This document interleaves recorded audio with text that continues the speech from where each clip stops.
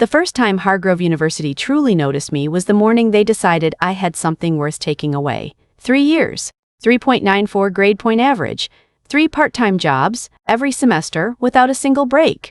For 3 years, I had been exactly the kind of student this university puts on its scholarship brochures and forgets about in its hallways. 12 minutes before my hearing was scheduled to begin, Tyler Wren walked out of the Dean of Students' closed office and down that same hallway with the particular ease of someone who has never once in his life been asked to justify why he was in a room. His father had donated $14 million to this university the semester Tyler enrolled. Last spring, 3 graduate teaching assistants had quietly flagged Tyler's capstone project for sourcing concerns.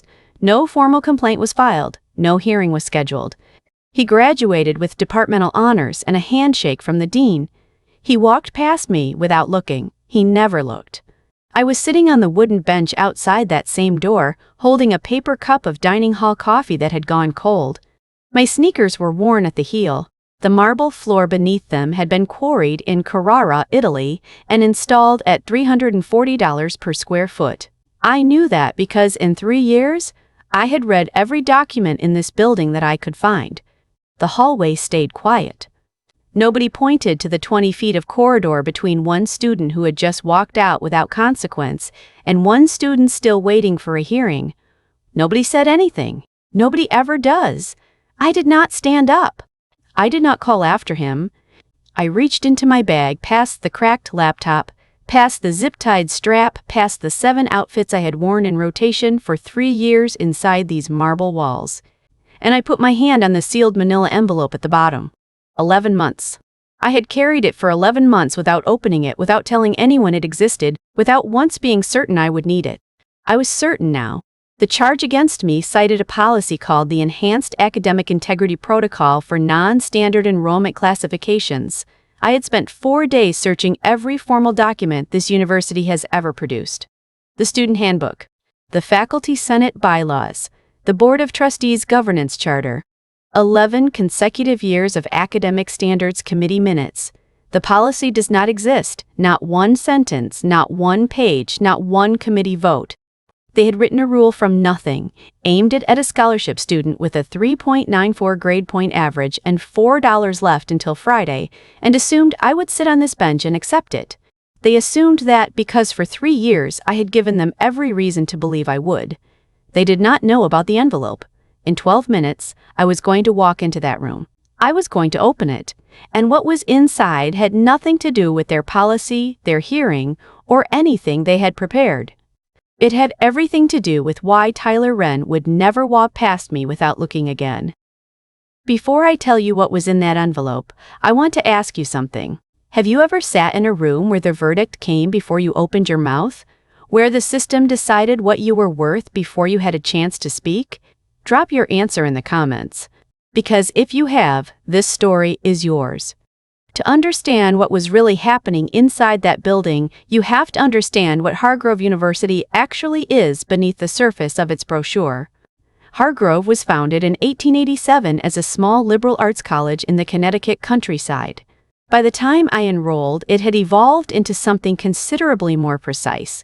A private institution with a $2.1 billion endowment, a 14% acceptance rate, and a $68,000 annual tuition that the Financial Aid Office described publicly as fully accessible through our robust scholarship and need-based support programs. A sentence that was technically accurate in the way that many technically accurate sentences are profoundly misleading. The school had 3,400 enrolled students and an unofficial internal taxonomy so clearly defined that even freshman orientation operated according to its logic, even if no administrator ever articulated it aloud. The first category, legacy and donor, adjacent students. Approximately 40% of each incoming class admitted through a process the admissions office described as holistic review and which operated, in practice, as relationship-sensitive enrollment management. These students lived in 4 restored Victorian dormitories on the North Residential Quad. They joined eating clubs with $4,200 per semester membership fees. They operated in an ecosystem where professors were addressed by first-name. Academic accommodations appeared without formal documentation. Requests, grade disputes resolved themselves before becoming official complaints, and the gap between a problem and its solution was reliably the length of a single phone call from a parent who sat on the right board. The second category, everyone else. I was everyone else. 9:27 a.m., 5 hours and 33 minutes. So was James Okafor. James was 19 years old, a first-year student, and the first person in his family to attend a four-year university. He had arrived at Hargrove on a need-based financial aid package that covered 94% of his annual costs. The remaining 6% had been the subject of 3 separate appeals, 2 payment plan restructurings executed without advance notification to him, and more hours on hold with the student accounts office than he could accurately recall.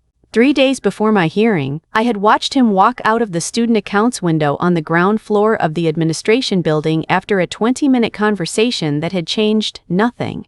He told me about it quietly, outside the library, in the particular measured voice of someone who has spent months explaining a straightforward problem to people who already know the solution and have elected not to apply it.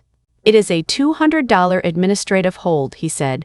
I have the money, I have had it for 9 days. But the system requires manual clearance from a student accounts coordinator, and the coordinator assigned to my file is unavailable until next Thursday. If I miss the spring registration window, my financial aid disbursement triggers a review, and a review can delay the entire package. I had nodded. I had not told him what I knew, that Ashton Pemberley, a third-year legacy student whose family endowed the Pemberley Chair in Economics, had emailed that same student accounts office at 2:17 p.m. on a Tuesday 2 weeks prior with a request to release a registration hold. The hold had been cleared by 4:45 p.m. the same afternoon. James's hold had been pending for 11 days. Same office, same window, same practiced professional smile. I filed it in the same place I filed everything that happened inside these marble hallways, not as grievance, not as wound, as data. The formal charge against me had a specific name. Dean Calloway's office had issued the complaint under what it identified as the Enhanced Academic Integrity Protocol for non-standard enrollment classifications. The language appeared on official university letterhead, bore Calloway's signature in blue ink, and cited a specific policy reference number. I had spent the better part of the previous weekend searching for that reference number. I searched the current student handbook, 214 pages, indexed, not present. I searched the Academic Integrity Policy document, the Faculty Senate bylaws, the Board of Trustees Governance Charter, and the archived meeting minutes of the Committee on Academic Standards spanning 11 consecutive years. I searched the university's official policy repository using 17 separate keyword combinations, including direct searches for the reference number itself. The protocol did not exist in any document Hargrove University had ever formally produced. It had no adoption date, no legislative history, no faculty vote, no review cycle, no sunset clause. It had never been ratified by any academic committee because it had never been submitted to one. It existed the way a great many enforcement mechanisms at institutions like Hargrove existed, not in writing, but in consistent, selective practice.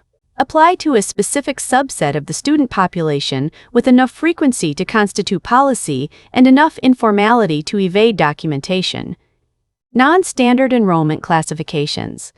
The phrase appeared nowhere in the student handbook's definitions section, but its operational meaning, derived from 3 years of observation, was straightforward: scholarship recipients, first-generation students, work-study participants, students whose continued enrollment depended on maintaining academic standing rather than maintaining donor relationships. Everyone else. 9:34 a.m., 5 hours and 26 minutes. I took the last cold sip of my terrible coffee and set the paper cup on the bench beside me. Through the glass partition separating the waiting area from the dean's reception suite, I could see Calloway's assistant, a woman named Patricia who had worked in that office for 11 years, arranging a set of printed documents into a manila folder with the efficient, unhurried movements of someone who had prepared identical folders on many previous occasions. She did not look up. She had not looked up once since I arrived. Professor Linda Marsh had looked up, briefly, when I passed her 3 days ago in the corridor outside the Education Policy Department. She had opened her mouth. Something crossed her face, recognition, I thought, or something adjacent to it. Then she had looked at the floor. Then she had walked past me without speaking.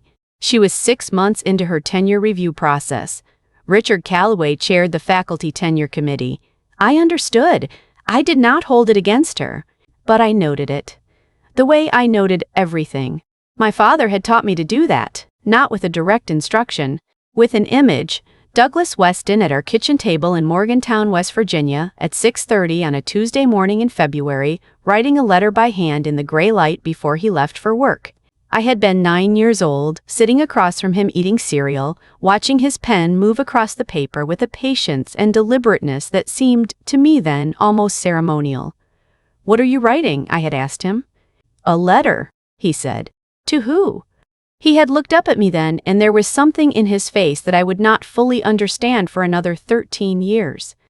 A kind of calm that had been earned rather than inherited. "To someone who made a mistake," he said. "And I'm going to give them the documentation to help them correct it." He had grown up in a place where certain assumptions about certain children were built into the infrastructure of daily life as quietly and completely as load-bearing walls. He had been 16 years old when his advanced placement examination results came back in the spring of his junior year scores that placed him in the 97th percentile nationally.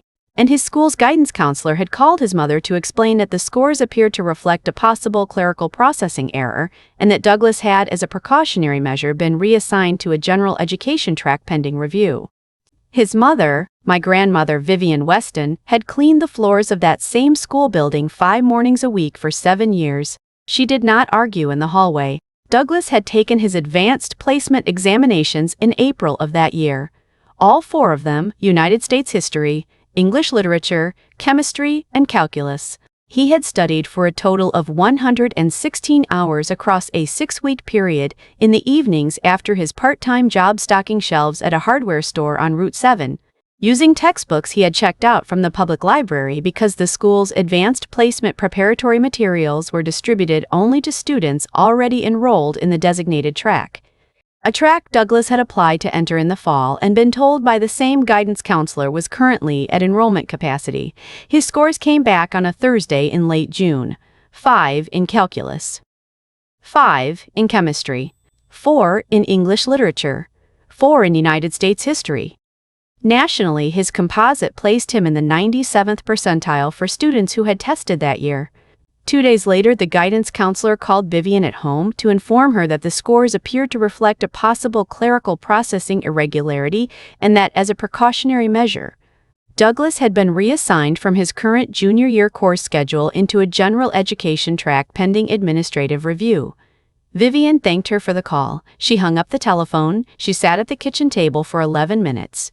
Douglas had timed it, watching her from the hallway doorway, not speaking because something in her stillness made it clear that words from him would be an intrusion.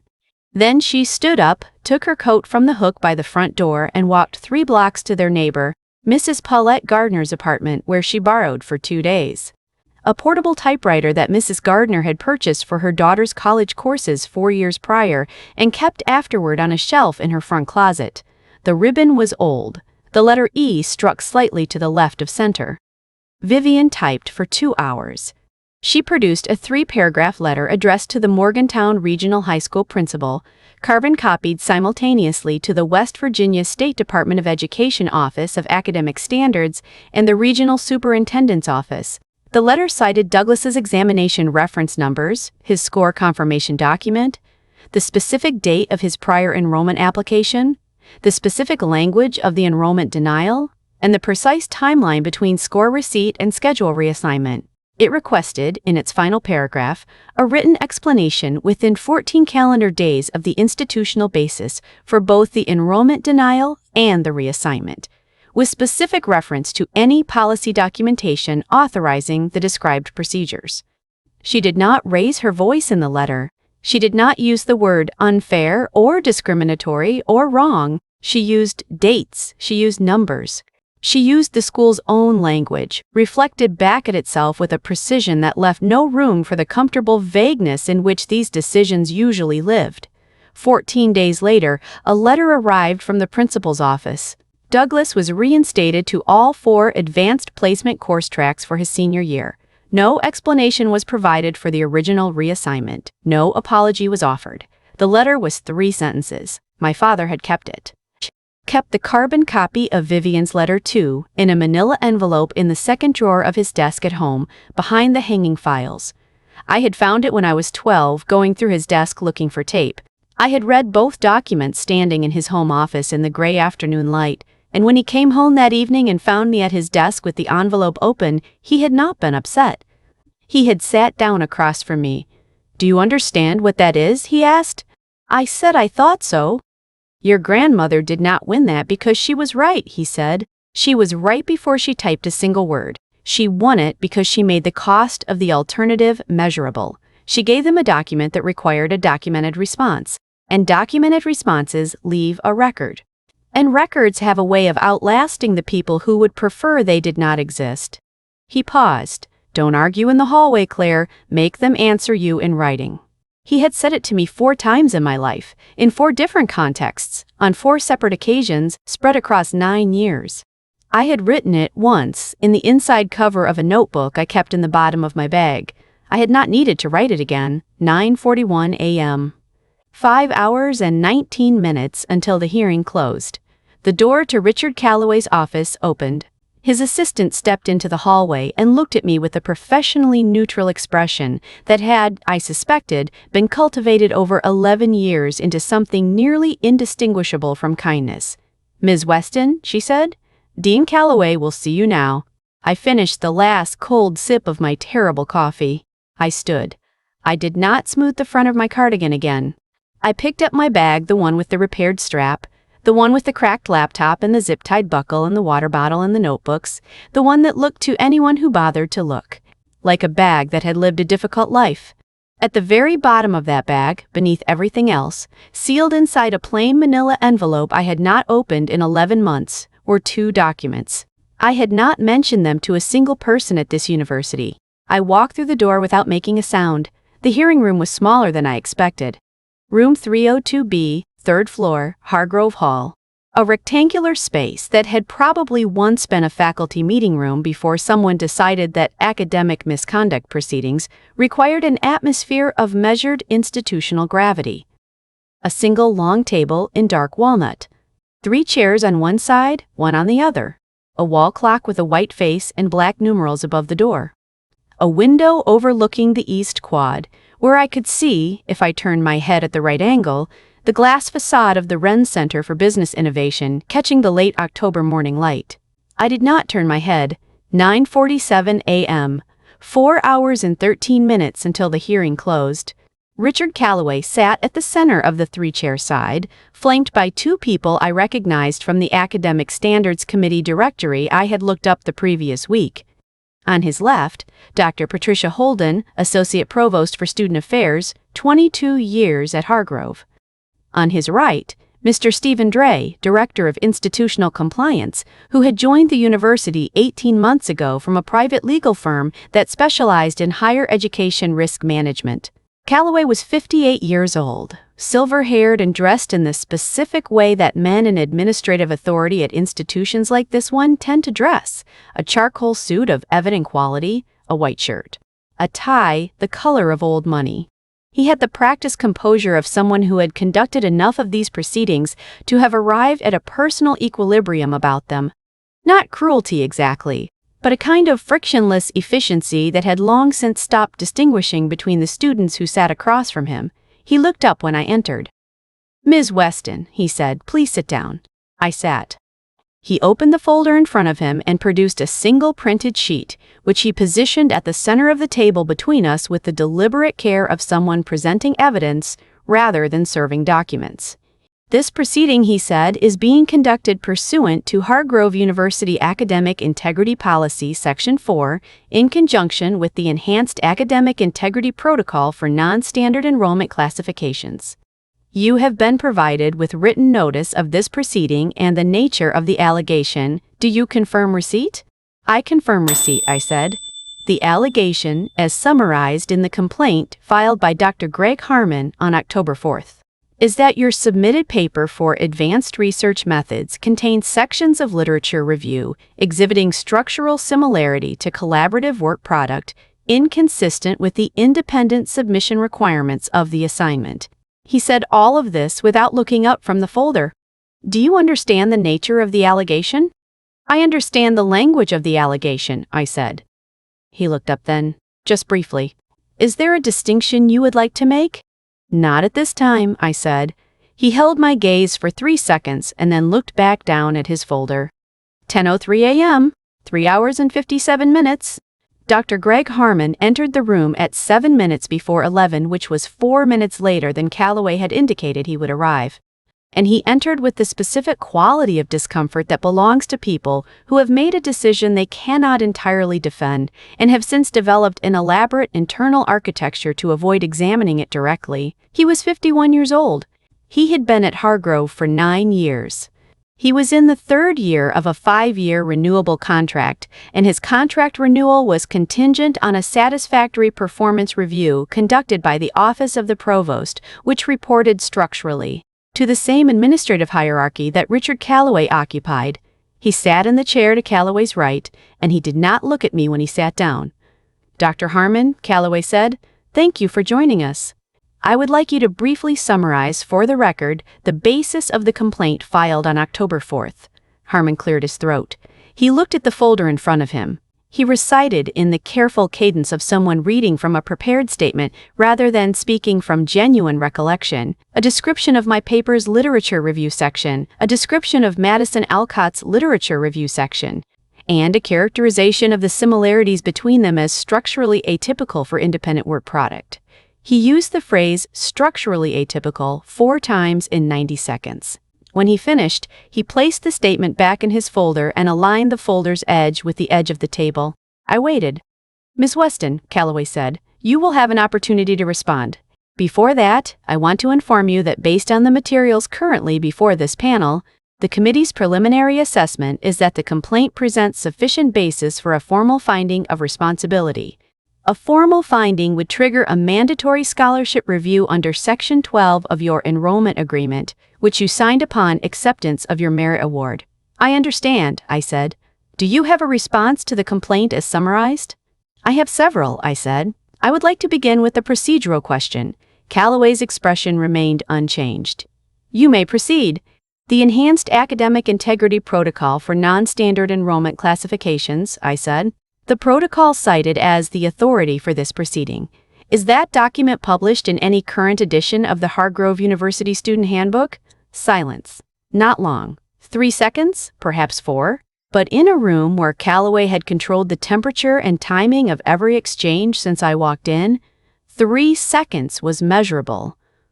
The Enhanced Academic Integrity Protocol, he said, is an administrative procedural document maintained by this office. I understand what it is, I said. I am asking where a currently enrolled student would access it. Administrative protocol documents of this nature are available upon formal request to the Dean of Students' office. I made a formal request, I said, in writing, 22 days ago. I reached into my bag. I want to be precise about this moment because precision is what it deserves. I did not rush. I did not perform the action for effect or pace it for drama. I reached into my bag the way you reach for something you have known the location of for a long time, and I placed 3 documents on the table in a single, unhurried motion. The first document, a printed copy of the formal written request I had submitted to the Dean of Students' office on October 11th, requesting a copy of the protocol under Hargrove's stated policy of administrative transparency. The request had been submitted through the official online portal and assigned a tracking reference number. The second document, the automated acknowledgement email confirming receipt of my request, time-stamped 2:34 p.m. on October 11th, stating that a response would be provided within 10 business days. The third document, nothing, because no response had been provided. The 10 business days had elapsed on October 25th. Today was November 2nd. I laid them side by side on the table and folded my hands. For the record, I said, I have not received the document upon which this proceeding is being conducted. I would note that the absence of a response to a formal transparency request, combined with the absence of this protocol from any publicly accessible student-facing document, may have bearing on whether its application in this context is procedurally sound. Stephen Dray had stopped writing. He was looking at the 3 documents on the table with the focused attention of a man whose professional function is institutional risk assessment and who has just identified a risk. Dr. Harmon was looking at his folder. Patricia Holden, Associate Provost for Student Affairs, who had not spoken a single word since the hearing began at 9:47 a.m., was looking at Calloway. Calloway was looking at me. 11:14 a.m. 1 hour and 46 minutes. I can also provide, I said, the library keycard access logs for the 4th floor on the evenings of September 18th through September 24th, which will document my presence in the building during the hours in which the submitted paper was composed. Additionally, the document metadata embedded in my submission file will show a continuous editing history originating from a single device with no file sharing activity or co-authorship indicators at any point in the document's creation. I requested these records independently and have them here. I produced 2 more documents. I placed them on the table beside the first 3. The room was very quiet. Outside, through the narrow window in the door, I could see the hallway, the wooden bench. James Okafor was still there. He had been on that bench for 1 hour and 22 minutes. A staff member I did not recognize, a young woman with a tablet wearing the lanyard of the Student Accounts Office, was standing in front of him now, speaking to him with the clipped efficiency of someone executing a scripted process. James was holding his thin drugstore folder in both hands. He said something. She shook her head. She made a note on her tablet. She walked away down the corridor. James watched her go. Then he looked at his folder. Then he looked at the floor. 11:26 a.m., 1 hour and 34 minutes. I looked at Calloway. I have a second procedural question, I said. He paused. Go ahead. The complaint filed against me cites structural similarity with a paper submitted by another student in Dr. Harmon's seminar. That student's submission is listed as the reference document. Has that student been called to a separate proceeding under this protocol? The pause this time was longer. Ms. Weston, Calloway said, the academic records and proceedings of other students are not a matter this committee is in a position to discuss in this forum. I am not asking about her records, I said. I am asking about the application of the protocol. If a structural similarity exists between 2 papers, the protocol, as I understand it, would apply to both submissions equally. I am asking whether it has. Dray looked at Calloway. Holden looked at Calloway. Harmon looked at his folder. Calloway said, the scope of this proceeding is limited to the complaint filed on October 4th regarding your submission. I understand the scope is defined, I said. I am asking whether the protocol is applied uniformly across enrollment classifications or whether its application is selective. That question has bearing on whether this proceeding is being conducted under a legitimate institutional policy or under a practice that has not been formally authorized and is not uniformly applied. The word selective landed in the room, the way words land when they are the accurate word for the thing they describe and everyone present knows it. Stephen Dray set his pen down. He picked it back up. He wrote something, then drew a line through it. 11:39 a.m. 1 hour and 21 minutes. What I want you to understand about the decision I made in the next 40 seconds is that I made it with full knowledge of what it would cost me. If I opened that envelope now, the one at the bottom of my bag, the one containing 2 documents I had carried for 11 months, this hearing would end. Richard Calloway would understand within minutes the precise nature of what he had initiated and who he had initiated it against, and the hearing would be recessed, and then it would be quietly closed and my scholarship would remain intact. And the notation would never appear in my file, and I would walk out of this building in time to eat lunch before my 2 p.m. shift at the library.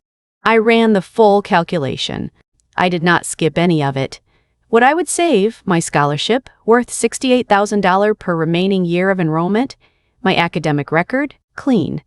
My graduate school applications, uncompromised. My research symposium presentation at 6 p.m., which 6 months of work had earned. My mother's dinner at 8 p.m., which 22 years of her restraint had made possible. What I would leave behind, a policy that did not exist in any handbook applied to scholarship students and first-generation students with enough consistency to constitute practice insulated by the fact that each individual case resolved itself quietly individually, without accumulating into a record that could be examined as a pattern. James Okafor on that bench with his drugstore folder and his $200 hold and his spring registration window closing in 11 days. The 17 other cases I had documented over 3 years, cataloged in a spreadsheet on the cracked screen laptop in my bag. Each one a data point in a pattern that only became visible when you looked at all of them at once, which no one in this building had ever been required to do because no one had ever made them. A personal exit was not what I had come here for. I folded my hands on the table. Before this committee issues any preliminary finding, I said, I would like to make a formal request on the record. He waited. I am requesting that this panel pause its proceedings to conduct a cross-referential review of the application of this protocol across all cases in which it has been cited in the last 3 academic years, broken down by enrollment classification. The room did not move. I am additionally requesting, I said, keeping my voice at the same precise level temperature it had held since I walked through this door, that the panel review the case of James Okafor, currently waiting in the hallway outside this room, whose student accounts hold and registration status appear to involve a procedural irregularity consistent with the selective application issue I have raised. Calloway said, Ms. Weston, I would like both requests noted in the official record of this proceeding, I said. Verbatim. Dre was writing before Calloway finished formulating a response. Patricia Holden had been silent for 1 hour and 52 minutes. She spoke now, for the first time, in a voice that was carefully controlled but carried in it something that had not been in the room before. Stephen, she said, to Dre, please confirm that both requests are logged. Dre nodded without looking up. Calloway looked at Holden. Holden looked at the documents on the table. 11:53 a.m., 1 hour and 7 minutes. This panel will take a brief recess, Calloway said. He gathered his folder. He stood. Dre and Harmon stood with him. The 3 of them moved toward the side door of the room, and Calloway's hand was on the door handle when I spoke one final time. Dean Calloway. He turned. The keycard logs and metadata I provided are certified copies, I said. The originals are preserved with a third party, time-stamped and notarized, along with a full record of this morning's proceedings as I have documented them. I mention this only for the sake of completeness. He looked at me for a long moment. Thank you, Ms. Weston, he said. The door closed behind him. I sat alone in the hearing room at the long walnut table with 5 documents arrayed in front of me and a manila envelope still sealed at the bottom of my bag. And I looked at the clock on the wall above the door. 11:54 a.m. I looked out the window at the East Quad, at the glass facade of the Wren Center for Business Innovation, catching the noon light. At the bench in the hallway, where James Okafor was still sitting, I waited. 12:07 p.m., 53 minutes until the hearing closed. They were gone for 13 minutes. I know because I watched the clock above the door the entire time, not from anxiety but from habit. The same habit that had kept me tracking timestamps and deadlines and the precise distances between what institutions said they would do and what they actually did. For 3 years inside this building and for as long before that as I could remember being old enough to notice the gap. When the side door opened and Calloway returned, he entered the room differently than he had left it. The difference was not dramatic. It would not have been visible to someone who had not been studying the particular grammar of his composure for the past 2 hours and 17 minutes. But it was there. In the way he pulled his chair out before sitting, rather than settling into it in a single motion. In the way his folder was now closed in front of him rather than open to a specific page. In the 1-second delay between his sitting down and his looking at me, which was 1 second longer than any previous pause in the morning, Stephen Dre sat down and positioned his legal pad at a slightly different angle than before. Patricia Holden sat down and folded her hands on the table. Dr. Harmon sat down and looked at the documents I had placed on the table as though they were objects he was trying to remember the name of. Ms. Weston, Calloway said. The panel has discussed the procedural questions you raised and determined that a brief administrative review of the protocol's documentation history would be appropriate before a formal finding is issued. I appreciate that, I said. He stopped. Before you continue, I said, I would like to add 2 documents to the record. The room settled into the specific stillness of people who have been in a controlled situation long enough to recognize when the control is about to transfer to someone else. I reached into my bag. I took out the manila envelope. I want to be accurate about this too. I had sealed that envelope 11 months ago on a Sunday afternoon in December, sitting at the small desk in my dormitory room with the window cracked because the radiator ran hot and I had not yet learned to regulate it. I had placed both documents inside, sealed it with the metal clasp and then with tape, and written nothing on the outside. I had put it at the bottom of my bag the following morning and carried it to every class, every library shift, every dining hall cashier rotation, every meeting and seminar and office hour and campus walk for 11 months without opening it, not because I had forgotten it was there, because I had been waiting for the right room. I broke the tape seal with my thumb. I opened the clasp. I placed the first document on the table, Hargrove University Foundation Trust. Beneficial Ownership Certificate, Schedule B, Section 4.2. Registered Beneficial Interest Holder, Margaret A. Weston. Ownership percentage, 34.7% of total trust corpus. Classification, unrestricted voting interest with attached rights of governance review under Trust Charter Article 7. Certificate issued March 14, 2019. Last verified September 30th of this year. The Hargrove Foundation Trust was the legal entity through which 34% of the university's annual operating budget was administered.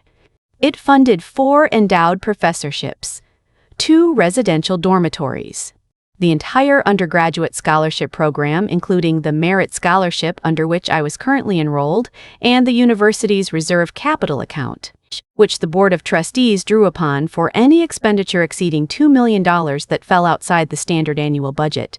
My mother had held a 34.7% beneficial interest in that trust for 6 years. She had acquired it quietly through a series of transactions structured by an estate attorney in San Francisco, using capital from the sale of a technology patent portfolio she had built over 20 years before I was born. She had never attended a foundation board meeting in person. She had never communicated with Hargrove's administration under her own name. She had voted her shares by written proxy every year through her attorney. I placed the second document beside the first. Federal Higher Education Accreditation Commission, Office of the Vice Chair. Preliminary Inquiry Notice, Institution, Hargrove University. Subject, Institutional Accreditation Status Review. Selective Application of Academic Integrity Protocols. Documented pattern of disparate procedural treatment across enrollment classifications. Inquiry initiated by Douglas R. Weston, Vice Chair, Federal Higher Education Accreditation Commission. Date of notice, November 2nd. Time-stamped, 8:43 a.m. I smoothed the edge of the second document with one finger and aligned it precisely with the first. Then I folded my hands. A formal accreditation inquiry from the Federal Higher Education Accreditation Commission did not automatically revoke an institution's accreditation status. What it did immediately and without exception was trigger a mandatory institutional disclosure requirement to all enrolled students and their families, all current applicants, and all federal financial aid administrators, notifying them that the institution's accreditation status was under active review. Federal student loan disbursements to the institution could be suspended pending review outcome. New enrollment agreements could not be finalized until review closure. The review process, under standard commission procedure, took between 8 and 14 months. Hargrove University enrolled approximately 3,400 students. Approximately 67% of those students carried some form of federal financial aid. Richard Calloway read both documents. He did not read them quickly. He read the first one completely, set it down with both hands, and read the second one completely. Then he placed the second document beside the first and looked at them together for a moment, the way you look at 2 things when you are processing the relationship between them rather than the content of either one individually. He did not look up immediately. When he did, his face was composed. The composure was real. Richard Callaway had spent 22 years in academic administration, and he was not a man who lost the surface of himself in professional settings. But underneath the surface, something had been fundamentally reorganized, and the evidence of that reorganization was in the stillness. He was very, very still. Stephen Dray had stopped writing. He was reading the second document over Callaway's shoulder with the quiet urgency of a compliance officer calculating exposure. Patricia Holden looked at the two documents. Then she looked at me. Then she looked at Callaway. "Richard," she said. It was the first time I had heard anyone in this room use his first name. He held up one hand, barely, a gesture so small it was almost not a gesture at all. The kind of motion that means I need a moment in a language that only people who have worked together for a long time can read. Holden waited. 12:19 p.m. 41 minutes until the hearing closed. Callaway looked at me. "Ms. Weston," he said, "I would like to request a brief additional recess. I would prefer to conclude the proceeding today," I said, "within the scheduled time frame." Another pause. "Of course," he said. He looked at Dray. Something passed between them that required no words, the compressed professional shorthand of two people who have just identified the outer boundary of a situation and need to move within it carefully. "The panel," Callaway said, turning back to me with the measured delivery of a man constructing each sentence, with the awareness that it was being logged, having reviewed the procedural documentation provided by Ms. Weston, "finds insufficient evidentiary basis to support a formal finding of responsibility in this matter. The complaint filed October 4th is hereby administratively closed. No notation will be made in Ms. Weston's academic record. Her scholarship status is confirmed and unaffected." He said it in 23 seconds. I said, "Thank you. I would also like confirmation, on the record, that the cross-referential review of this protocol's application history I requested will be conducted, and that its findings will be made available to the Academic Standards Committee." Dray was already writing. "Confirmed," Callaway said, "and James Okafor's student accounts hold. A beat. We will ensure that is expedited today," Holden said. She said it before Callaway could speak. She said it in the voice of someone making a decision rather than deferring to one. I nodded. I gathered my documents. I placed them back in the envelope, all of them, including the two I had carried for 11 months. I returned the envelope to the bottom of my bag. I stood. I did not say anything else. I walked out of the hearing room at 12:31 p.m. into the marble hallway with the oil portraits and the $340 per square foot Carrara floor. And I sat down on the wooden bench beside James Okafor. He looked at me. "How did it go?" he said. "Fine," I said. "Yours?" "Still waiting." "You will not be much longer," I said. He studied me for a moment with the careful attention of someone who has learned not to trust good news until it arrives in a form he can verify. Then he nodded slowly. "Okay," he said. We sat together on the bench for 4 minutes without speaking. In the way two people can sit together in a difficult hallway when they have both been in difficult hallways before and have learned that sometimes the most honest thing you can offer another person is the simple fact of your continued presence. At 12:37 p.m., Patricia Holden's assistant came out of the office and called James's name. I was at the research symposium by 5:58 p.m. The hall held 340 people. By 6:04 p.m., when the moderator introduced me, there were 312 in attendance faculty from 40 universities' graduate researchers, 3 members of the National Education Policy Institute, and 1 journalist from the Chronicle of Higher Education who had been covering the symposium's undergraduate research component. I stood at the podium with the same bag on my shoulder, the same repaired strap, the same faded cardigan I had washed by hand that morning. I presented for 31 minutes. My paper was titled Structural Inequity in Private University Funding Allocation, a Longitudinal Analysis.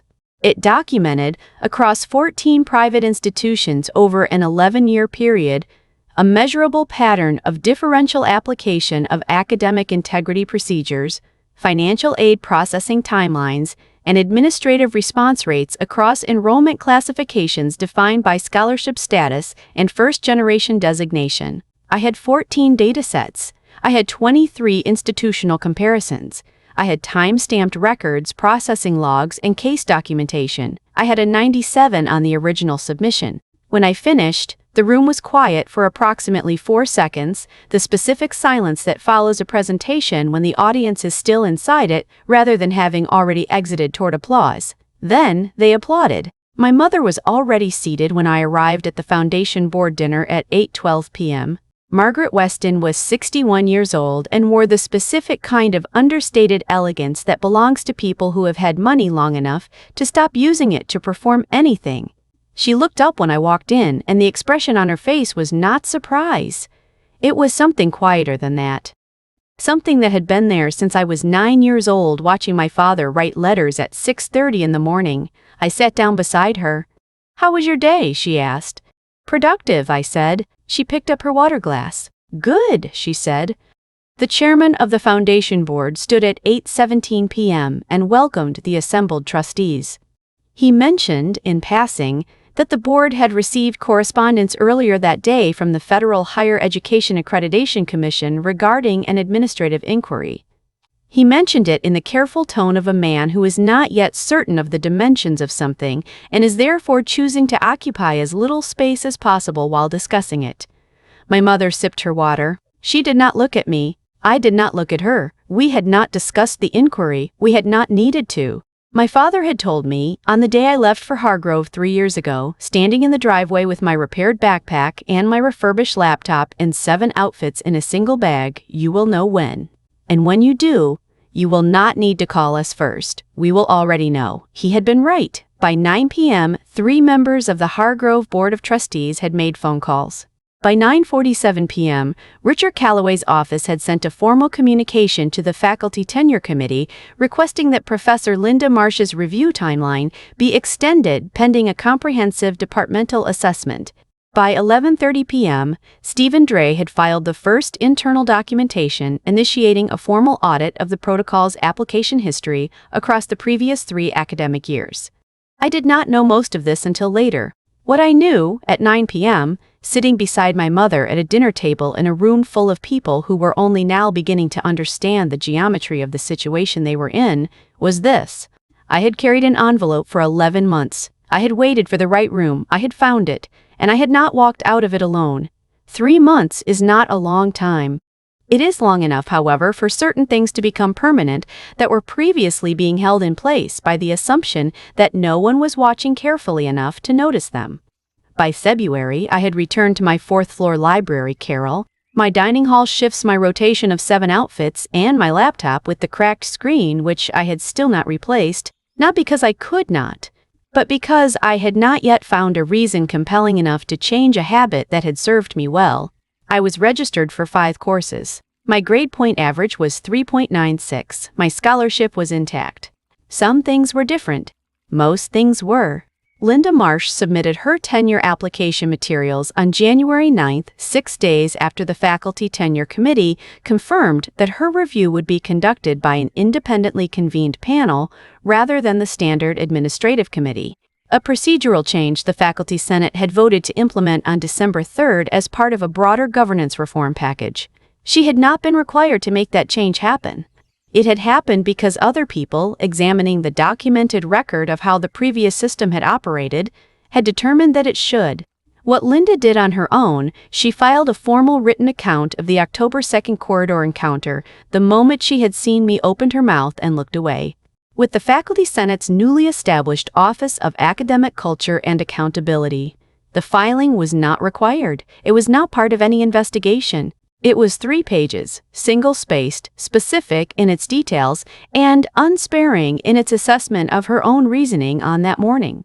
She told me about it in January, standing outside her office door after seminar, in the straightforward tone of someone who has decided that partial honesty is not a category she is willing to continue operating in. "I knew," she said. "I want that on record somewhere. I knew, and I calculated, and I made the wrong calculation." I told her I understood. I meant it. She is still at Hargrove. She created, this semester, a new first-year seminar titled Institutional Structures and Individual Accountability, a Research Methods Approach. It is over-enrolled by 34 students. Richard Callaway was placed on administrative leave on November 18th, pending a formal review by a 3-person external panel commissioned by the Board of Trustees. The review was not rapid. Due process is not rapid and should not be. It examined 847 documents spanning 6 academic years, conducted 23 formal interviews, and produced a 94-page report delivered to the board on January 31st. The report found that the Enhanced Academic Integrity Protocol for non-standard enrollment classifications had been applied in 31 documented cases over 5 years. Of those 31 cases, 29 involved students classified under non-standard enrollment designations. Of the remaining 2 cases involving legacy or donor-adjacent students, neither had proceeded to a formal hearing. The report did not use the word discriminatory. It used the phrase systematic procedural inconsistency, resulting in demonstrably disparate outcomes across enrollment classifications, which, in the language of institutional accountability, carries the same weight with considerably more precision. Callaway's employment status as of February remains under formal review. The process is ongoing. He has not been summarily dismissed because the process does not work that way and should not work that way. He has retained legal counsel. The timeline extends into spring. That is what accountability looks like when it is functioning correctly, rather than being performed. James Okafor's student accounts hold was cleared at 2:14 p.m. on November 2nd, the same afternoon I sat beside him on the wooden bench. He registered for his spring semester courses at 2:47 p.m. His financial aid disbursement processed without complication on the standard schedule.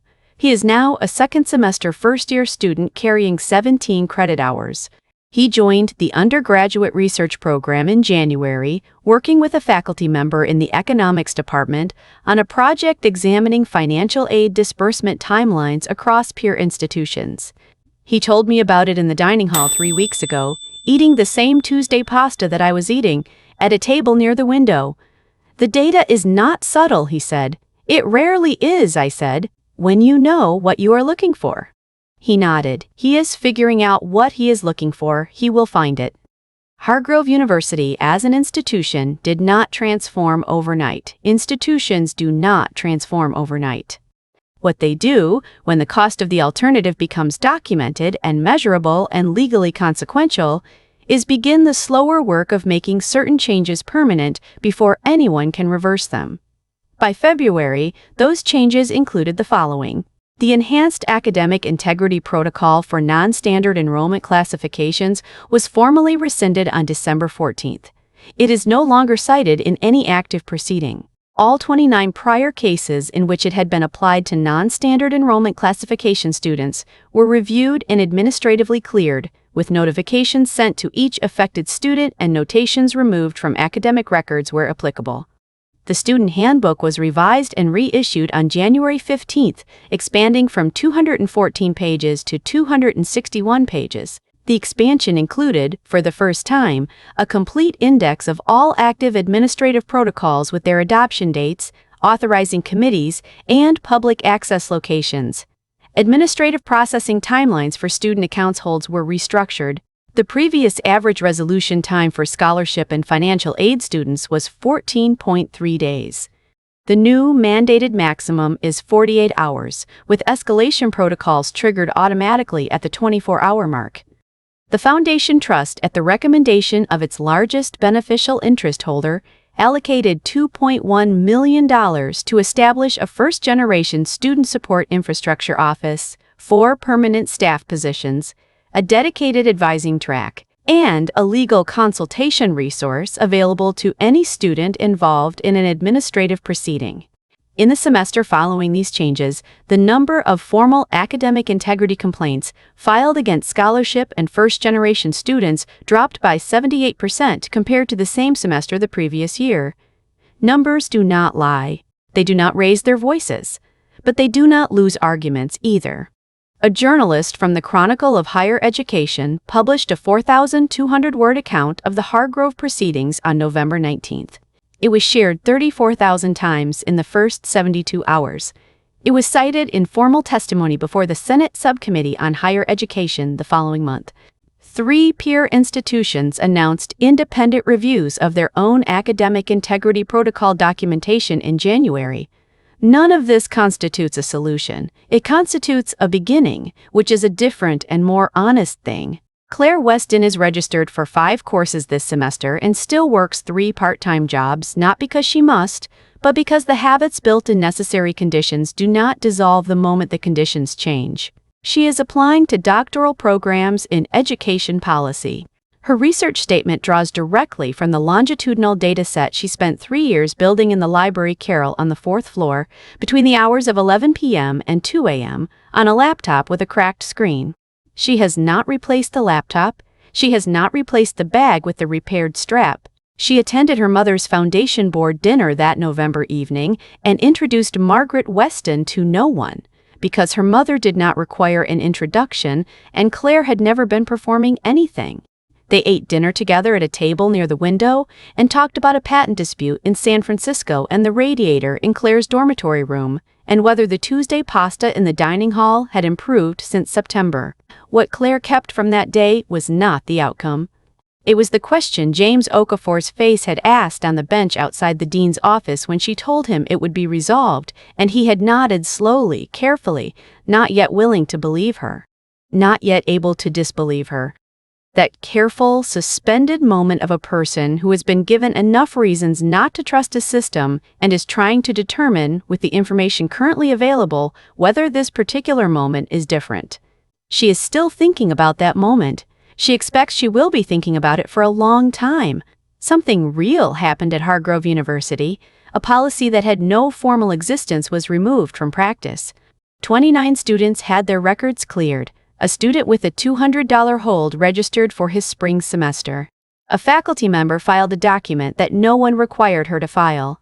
An institution that had operated according to a comfortable internal logic for a very long time was made to examine that logic in writing, with external witnesses and a documented record.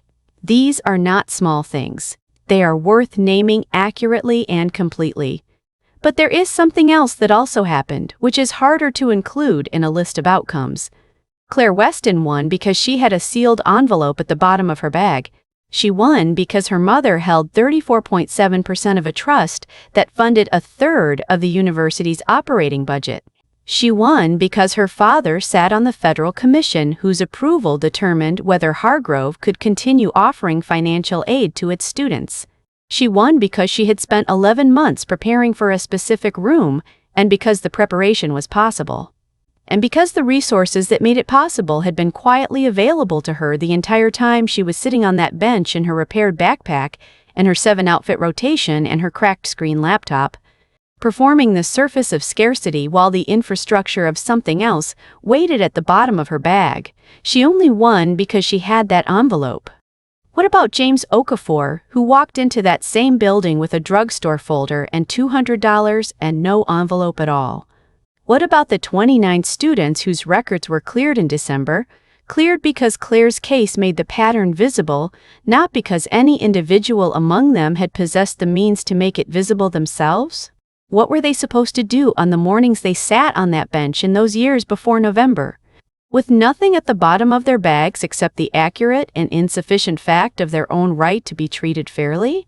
How many institutions are currently operating on the logic that Hargrove operated on, not maliciously, not with explicit intent, but with the comfortable efficiency of a system that has never been required to document itself because the people most harmed by it have never had the specific resources necessary to force the documentation? And what does it mean for all of us, not just for them, that the stories we tell most often about these systems are the ones that end in a reveal? The ones where someone reaches into a bag and produces the document that changes the room? How many rooms change without the document? How many people walk out of those rooms the same way they walked in? Not because they were wrong, not because the system was right, but because the distance between a legitimate grievance and a documented outcome is in practice. Measured in resources that are not equally distributed? I do not have a clean answer to that. I do not think clean answers are what the question deserves. What I have is this. James Okafor is in the library right now, building a dataset. Linda Marsh is teaching a seminar that did not exist 4 months ago. 29 students have clean records. A policy that had no formal existence has been formally removed from practice. And somewhere, on a bench outside an office in a building with expensive floors, someone is sitting with a thin folder and a straightforward problem and a system that has not yet been required to resolve it. That person is the question. That person has always been the question. At Revenge Files, we do not soften the emotion or dilute the message. We tell powerful fictional stories inspired by real-world issues that too many people face in silence, in offices, in courtrooms, in classrooms, and in marble hallways, where the floor costs more per square foot than a week's wages. If today's story moved you, if it made you think, made you feel, or made you see something you could not unsee, hit like, share your thoughts in the comments below, and subscribe so you do not miss the next story. Because the conversation does not end here, it is just beginning.